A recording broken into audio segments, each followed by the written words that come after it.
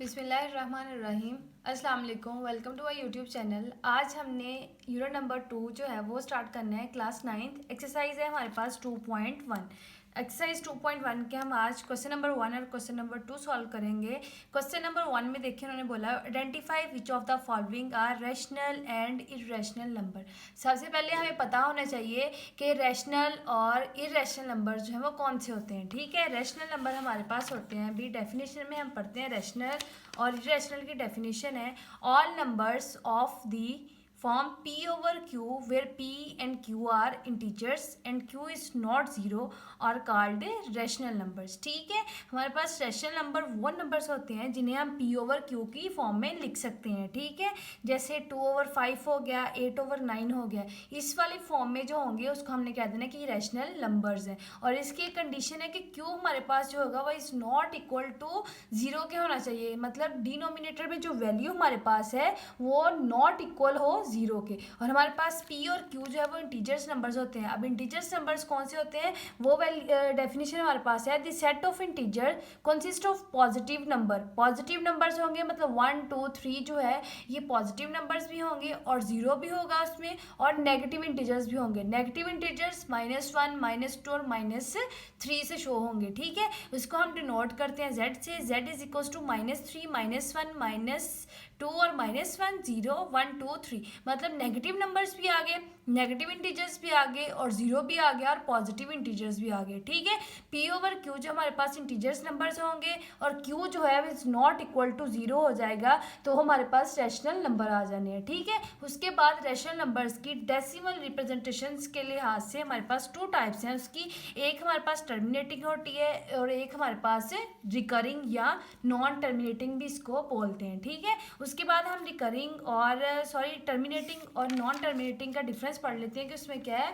Terminating हमारे पास है जी, terminating decimal fraction in which there are finite numbers of digit in its decimal part is called a terminating decimal fraction. For example अगर 2/5 हमें दिया हुआ है, हम 2/5 को डिवाइड करें तो हमारे पास 0.4 आए, मतलब फाइनाइट नंबर, लिमिटेड नंबर्स आ रहे हैं। ठीक है, 0.4 आ रहा है। अगर 3/8 है उसको डिवाइड करें तो हमारे पास 0.375 आए, लिमिटेड नंबर्स आ रहे हैं। ठीक है, एक खास नंबर होता है जिसकी वैल्यूज जो है मतलब उसको डिवाइड करें तो हमारे पास वैल्यू उसकी खत्म हो जाती है। पॉइंट के बाद एक वैल्यू आ जाती है, पॉइंट के बाद 2-3 वैल्यूज आ जाएंगी लेकिन वो खत्म हो जाएंगी। ठीक है, उसके बाद रिकरिंग और नॉन टर्मिनेटिंग डेसिमल फ्रैक्शन, ये कौन सी होती हैं? Decimal fractions in which some digits are repeated again and again, मतलब 2 नंबर्स दिए हुए हों, अगर हम उनको डिवाइड करें तो वो रिपीटेड नंबर्स में उसके आंसर है। एग्जाम्पल में उन्होंने बोला है कि 2/9 है इक्वल, उनको डिवाइड किया तो 0.2222 नंबर्स रिपीट हो रहे हैं। ठीक है,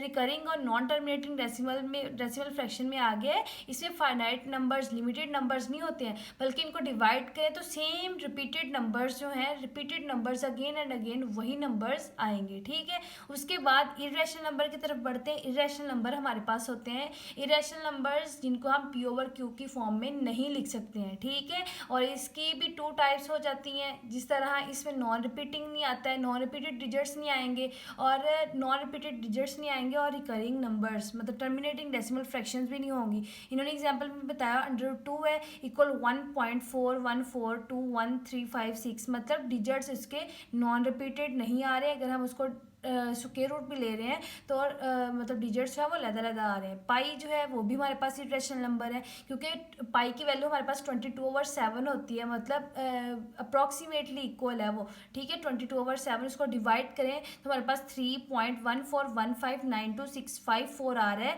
ना कि 3.141414 रिपीट नहीं नंबर्स हो रहे हैं, इसलिए ये भी हमारे पास इरेशनल नंबर है। ठीक है, ना इसमें टर्मिनेटिंग डेसिमल फ्रैक्शन आ रही है, ना ही इसमें नॉन टर्मिनेटिंग डेसिमल फ्रैक्शन आ रही है। ठीक है, उसके बाद ई की वैल्यू दी है 2.71828, इसके नंबर्स भी आगे वाले जो हैं वो अलग हैं। ठीक है, सेपरेट नंबर्स हैं, हर एक की वैल्यूज रिपीटेड नहीं आ रही है। ठीक है, उसके बाद हम बढ़ते हैं अभी क्वेश्चन नंबर 1 की तरफ। क्वेश्चन नंबर 1 हम करते हैं स्टार्ट करना।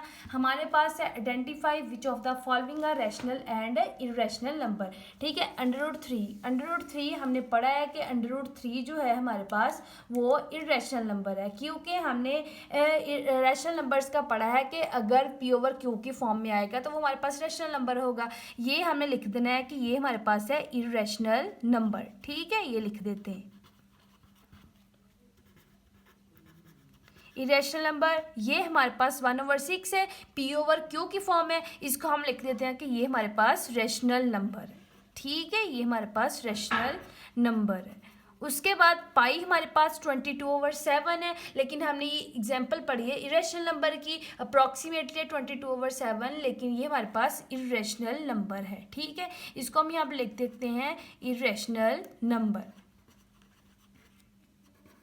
उसके बाद हमारे पास 15/2 आ रहा है, 15/2 हमारे पास आ रहा है, तो ये हमारे पास रैशनल नंबर है क्योंकि ये पी ओवर क्यू की फॉर्म में आ रहा है। ठीक है, इसको भी हम लिख देते हैं रैशनल नंबर। उसके बाद 7.25 हमने टर्मिनेटिंग में पढ़ा है, रैशनल की जो टाइप्स थी उसमें टर्मिनेटिंग में पढ़ा है कि 7.25 है, उसमें पढ़ा है कि फाइनाइट नंबर हो, लेकिन मतलब पॉइंट्स के बाद अगर 2 डिजिट्स भी आ रहे हैं या ख़त्म हो रहा है तो हमारे पास ये भी रैशनल नंबर आ जाना है। ठीक है, ये भी हमारे पास रैशनल नंबर आ गए, इसको भी हम लिखते हैं। उसके बाद स्क्वायर रूट वाली जो है वो हमारे पास वैल्यू है, वो हमारे पास इरेशनल नंबर है, हम इसको लिख देते हैं इरेशनल नंबर। ठीक है, ये हमने लिख दिए। उसके बाद क्वेश्चन नंबर 2 की तरफ बढ़ते हैं। क्वेश्चन नंबर 2 में उन्होंने बोला हुआ है आपने कन्वर्ट करना है फ्रैक्शन को डेसिमल फ्रैक्शन में। डेसिमल फॉर्म होती है पॉइंट्स वाली, जिसमें पॉइंट्स आ रहा हो। ठीक है, फ्रैक्शंस दी हुई हैं, हमने इनको कन्वर्ट करना है डेसिमल फ्रैक्शन में। हम जैसे पहला सवाल दिया हुआ है, फर्स्ट पार्ट ये है क्वेश्चन नंबर 2 का, 17/25 है। ठीक है, 17/25 हमारे पास इनको सॉल्व करने का आसान तरीका है, हमने इनको फ्रैक्शन को डेसिमल फ्रैक्शन में चेंज करना है। ठीक है, 17/25 है। ठीक है, हम करेंगे इसको, हम डिवाइड करके देख लेते हैं। 17 को डिवाइड करेंगे 25 पे, मतलब कितने डिजिट्स जो है वो आगे तक जाएगा, 0.68 तक जाएगा। ठीक है, हम करते हैं इसको डिवाइड, फ्रैक्शन को हमने चेंज करना है डेसिमल फ्रैक्शन में। हम लिखते हैं 17, नॉमिनेटर को ऊपर और डिनोमिनेटर में वैल्यू जो है उसको बाहर लिखेंगे। ठीक है, अब 25 जो है वो बड़ा है, हम सबसे पहले लगाएंगे पॉइंट, 0 पॉइंट लग गया। ठीक है, उसके बाद देखें पॉइंट लग गया तो इधर भी पॉइंट लगा के हमने 0 लगा दिया। ठीक है, अब 25 को हमने मल्टीप्लाई करवाना है 6 से। ठीक है, 25 मल्टीप्लाई 6 से किया तो हमारे पास आ गया जी 150 आ गया, 0 का 0 आ गया, 7 में से 5 करें तो हमारे पास 2 आ गया। ठीक है, अब 0 तो लगा हुआ है, इधर 0 उतारा हमने नीचे तो हमारे पास 200 आ गया। ठीक है, 200 आया तो हमने 25 को मल्टीप्लाई करवाएंगे 8 से, हमारे पास 200 आ जाना है। ठीक है, 25 को हमने 8 से मल्टीप्लाई करवाया, हमारे पास 200 आ गया है, ये हमारे पास 0.68 इसका आंसर आ गया। हम लिख देते हैं 17/25 जो है ये फ्रैक्शन थी, हमने इसको चेंज किया डेसिमल फ्रैक्शन में तो हमारे पास आंसर आ गया 0.68। ठीक है, ये हमारे पास इसका आंसर आ गया। नेक्स्ट हम देखते हैं 19/4। हम 19 को अंदर रखते हैं और 4 पे करते हैं डिवाइड। सो ये 4 4 हमारे पास 16 आ गया। अब 9 में से हम 6 करें माइनस तो हमारे पास 3 आ जाएगा। ठीक है, 9 में से 6 माइनस किया हमारे पास 3 आ जाना है।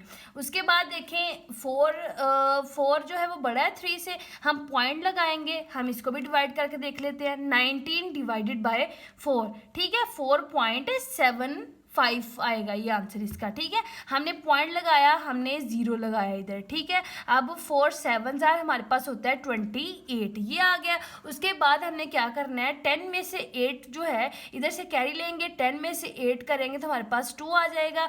पॉइंट लगा हुआ है, हमने 0 लगा लिया, ऊपर ही इधर 0 और 0 लगा लेते हैं, ये इधर आ गई और ये वाली हमारे पास नीचे आ गई। और 4 को हम 5 से मल्टीप्लाई करेंगे तो हमारे पास आंसर आ जाना है जी 20। ठीक है, ये हमारे पास है 0 के मतलब हमारे पास जो है ये सॉल्व हो गई है, फ्रैक्शन जो है वो डेसिमल में चेंज हो गई है।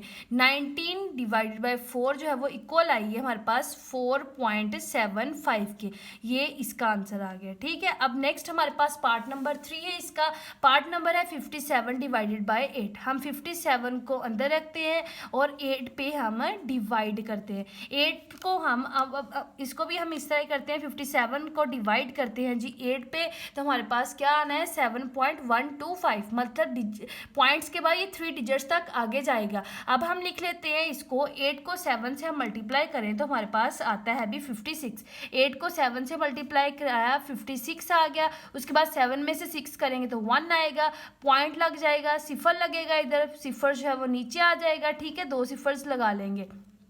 ठीक है, 56 आ गया, 57 में से 56 करेंगे तो हमारे पास 0 आ जाना है। अब हम करते हैं भी, हमने किया था 56 को डिवाइड हमने किया था जी 8 पे, तो हमारे पास 7.125 आ रहा था। ठीक है, अब हमने क्या करवाना है, सॉरी, ये 8 1 जार 8 आ जाएगा, ये सिफर अभी नहीं लगेगा। ठीक है, उसके बाद 10 में से 8 को माइनस करेंगे तो हमारे पास आ जाना है 2, उसके पॉइंट लगा हुआ है, सिफर लग गया, 8 2 जार 16 आ गया, और 20 में से 16 जो है वो माइनस करेंगे, 10 इधर कैरी लेंगे, 10 में से 6 करेंगे तो हमारे पास आ जाना है 4, पॉइंट लगा हुआ है, सिफर लग गया, 8 को 5 से मल्टीप्लाई करेंगे तो हमारे पास आ जाना है 40। ठीक है, ये भी कंप्लीट डिवाइड हो गया। हम इसका भी आंसर लिख देंगे, हमने इसको भी फ्रैक्शन को चेंज कर दिया है जी डेसिमल फ्रैक्शन में। ठीक है, 57 डिवाइडेड बाय 8 इक्वल, इसका आंसर है जी 7.125। ठीक है, ये इसका आंसर आ गया। उसके बाद हम चलते हैं अभी नेक्स्ट पार्ट की तरफ। 3 हमने पार्ट किए, नेक्स्ट हम चलते हैं 4 वाले पार्ट की वैल्यू लिखी 205 डिवाइडेड बाय 18। हम इसको करते हैं जी 205 को डिवाइड करते हैं 18 से, तो वो हमारे पास आ रहा है 11.3888।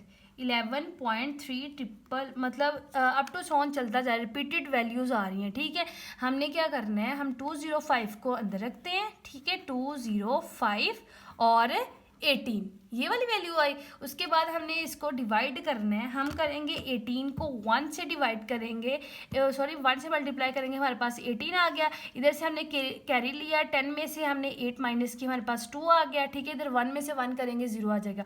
अब हम 5 को नीचे उतारेंगे, फिर करेंगे 18 को 1 से मल्टीप्लाई करेंगे, हमारे पास 18 ही आ जाना है। उसके बाद इधर से हमने कैरी लिया, 15 में से 8 करेंगे, हमारे पास 7 आ जाना है। ठीक है, अब पॉइंट लगेगा, सिफर आएगा, 18 को अब हम मल्टीप्लाई करेंगे भी 3 के साथ, 18 मल्टीप्लाई 3 तो हमारे पास 54 आ रहा है। ठीक है, उसके बाद हमने फिर कैरी लिया, 10 में से 4 निकालेंगे, हमारे पास 6 आ जाना है, और 6 में से 5 जो वो करेंगे, 6 में से 5 माइनस करेंगे तो हमारे पास आ जाना है जी 1। ठीक है, पॉइंट लगा हुआ है, हमने फिर सिफर लगाया। ठीक है, ये ऊपर सिफर्स लगा लेते हैं, ये हम उतारते जाएंगे नीचे। ठीक है, इसी तरह अब हमने सिफर लगाई तो हम 18 को मल्टीप्लाई इधर 3 से करवाया था, अब 18 को मल्टीप्लाई हम 8 से करा के देखते हैं। 18 मल्टीप्लाई 8 हमारे पास आ गया जी 144। ठीक है, ये आ गया। उसके बाद 10 में से 4 जो है माइनस करेंगे तो हमारे पास आ जाना है 6। उसके बाद 5 में से 1 करेंगे, हमारे पास आ जाना है 1, 160 बन गया। फिर हम करेंगे 18 को 8 से ही मल्टीप्लाई,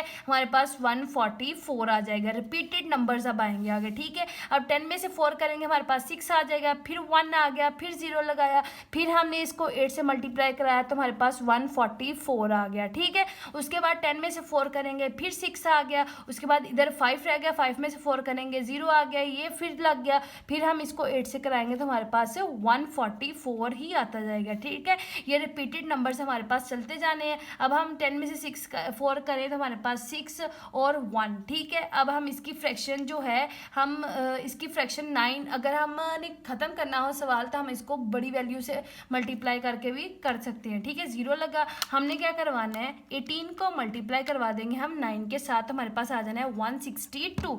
ठीक है, ये हमारे पास हो गया जी। 10 में से 8 हम करेंगे माइनस तो हमारे पास आ जाना है इधर 10 में से 2 माइनस करेंगे तो हमारे पास 8 आ जाना है। उसके बाद इधर 5 आ गया, 5 कैरी, इधर हमने 15 लिया, 15 में से 6 इसी तरह हम करेंगे तो 9 से मल्टीप्लाई हमने करवा दिया तो हमारे पास इसका आंसर आ गया जी। हम लिखते हैं 205 18 इज इक्वल्स टू, इसको हमने कराया तो हम लिख देते हैं क्वेश्चन का आंसर 11.3888 और 9। हम डेसिमल पॉइंट्स के बाद 5 नंबर्स तक भी इसको, अगर रिपीटेड नंबर्स आपके पास आ रहे हैं तो आप इसको 5 नंबर्स तक भी डिवाइड करके देख सकते हैं। ठीक है, 1 2 3 और 5 और आगे आप बड़ी वैल्यूज भी लिख सकते हैं। ठीक है, उसके बाद देखिए नेक्स्ट हम करते हैं, नेक्स्ट वाला पार्ट है पार्ट नंबर 5। ठीक है, पार्ट नंबर 5 की तरफ बढ़ते हैं। पार्ट नंबर 5 है हमारे पास 5/8 है, ठीक है। 5 जो है वो वैल्यू ऊपर नोमिनेटर में जो वैल्यू वो हमारे पास छोटी है और डिनोमिनेटर वाली वैल्यू हमारे पास से बड़ी है। हम लिखेंगे 5 को, 5 लिखा, हम देख लेते हैं जी 5 को डिवाइड अगर 8 पे करेंगे तो हमारे पास आंसर क्या आ जाएगा, 0.625 आएगा, ठीक है। हम इसको एक साइड पे लिख लेते हैं, 0.625 ये आंसर आएगा। अब हमने क्या करना है, 5 को हम रखेंगे अंदर और 8 पे डिवाइड करेंगे। सबसे पहले 0 पॉइंट लगेगा, ये 0 लगा दिया, ठीक है हमने। उसके बाद हमने 8 को मल्टीप्लाई करवाना है 6 के साथ, ठीक है। हम करते हैं 8 × 6 तो हमारे पास आ गया है 48, ठीक है। हम इधर लिख देंगे 6 और 48 आ गया। अब 10 में से 8 जो है वो माइनस करेंगे तो हमारे पास 2 आ जाएगा, ठीक है। और हम लगा देंगे इधर 0, ठीक है। 8 6 और 48 आ गया, 0 लगा तो 8 2 हमारे पास 16 आ गया, ठीक है। उसके बाद 10 में से 4 हम करेंगे तो हमारे 10 में से 6 करेंगे तो हमारे पास 4 आ जाएगा, 0 लगेगा। 8 को 5 से मल्टीप्लाई कराएंगे हमारे पास 40 आ जाएगा, ठीक है। ये फ्रैक्शन जो है वो भी कंप्लीट हो गया। हम इधर लिख देंगे कि 5/8 इज इक्वल है, फ्रैक्शन को हमने डेसिमल फ्रैक्शन में चेंज कर दिया है 0.625, ठीक है। ये हमारे पास इसका आंसर आ गया। अब नेक्स्ट पार्ट इसका लास्ट पार्ट है 6 वाला, वो हम इसको सॉल्व करते हैं।